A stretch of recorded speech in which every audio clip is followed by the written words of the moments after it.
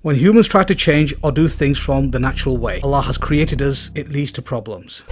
High heels and the harmful effects to the body. Recent research suggests that wearing high heels causes a huge list of problems. When standing without any footwear or wearing flat shoes, both the heel and toes rest flat on the floor. At this state, the body weight is supported by the arch of the foot and is distributed equally between the forefoot and hindfoot. But when standing on high heels, the body's center of gravity shifts forward. This affects the appropriate standing posture as the body attempts to make a series of adjustments. A 1-inch heel is enough to tilt the body forward by about 10 degrees. So in order to gain balance, your body will make postural adjustments from the toes all the way up to the spine. Many doctors and therapists evaluated that high heel shoes cause an increase in the lordotic curve of the lumbar spine, and that the increased lumbar lordosis is the main cause of the pain. The human spine possesses 4 curves known as the cervical, thoracic, lumbar and sacral curves. One of the main functions of the curves is to act as a shock absorber during walking or running and reduce the stress of the vertebrae. With the negative changes of the curvature, an increased shock or stress on the spine, having lower back pain, spine or nerves problems is fairly common.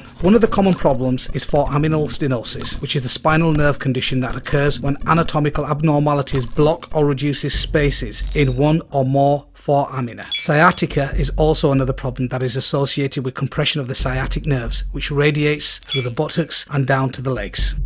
Statistics collected in the US show that more than 20,000 women visited the hospital or podiatrist due to the falls or sprained ankles alone, and that the high heels are one of the biggest factors leading to foot problems in women, with up to a third suffering permanent problems as a result of prolonged wear.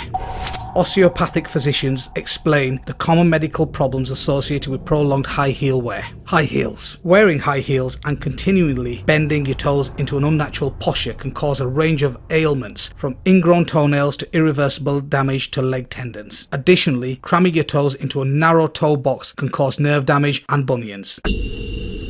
Wearing high heels can shorten the muscles in your calves and in your back, leading to pain and muscle spasms. Anytime you wear shoes that restricts the natural shape of your foot, you're at risk for experiencing pain. Many women suffer a shortening of the Achilles tendon because once the high heel is pointed upwards, it tightens up in less than 6 months. This can cause measurable changes to the length of the tendon and muscles. Gait. When walking, your foot is in a far more fixed downward position, also known as plantar flexed. Therefore, you are not able to push off the ground with as much force. This causes your hip flexor muscles in your legs to work harder to move and pull your body forward. Your knees also stay more bent, flexed and forward, causing the knee muscles to work harder. Hips. The hip flexor muscles are located on the upper front part of your thighs. They are forced to work much harder and longer to help you walk because your feet are held in a downward position, the plantar flexed, and have reduced power to move your body forward. If your hip flexor muscles are chronically overused, the muscles can shorten and a contracture can occur. If the contracture occurs, this could lead to flattening of the lumbar, the lower back of the spine. Knees. The knees stay flexed and the tibia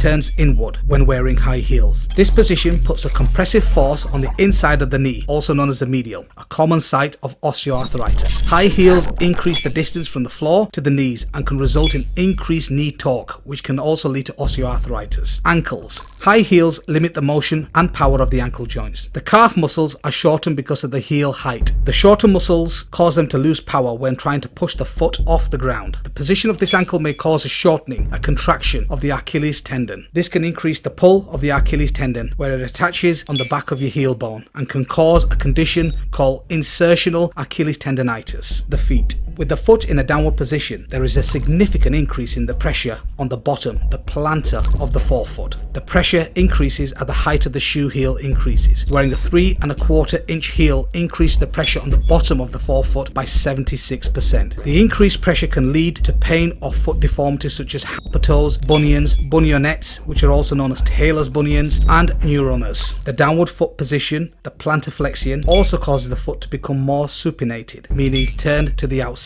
This change in foot position changes the line of pull of the Achilles tendon and may cause a condition called Haglund's deformity. Skin and toes. The narrow pointed toe box that is often found in high heel shoes also causes damage such as corns, calluses and blisters. Chronic overuse injuries. Pressure on the forefoot besides high heels shifted the body weight away from the heel to the balls of the foot. This causes a 90% redistribution of the body weight to be supported by the metatarsal heads at the forefoot. This can cause chronic overuse injuries such as thickening around the nerves leading to pain. Otherwise, otherwise, bony outgrowths such as bunions will develop. Till today, it is finally accepted that shoe heels plays a major factor which contributes to degenerative arthritis in the knee. This means that the higher the heel, the greater the impact is on the knee and other joints. Taking into consideration that high heels alter the weight distribution on the knee joints, it explains why a disproportionate number of women suffer from arthritis in the knee, especially osteoarthritis, are compared to men.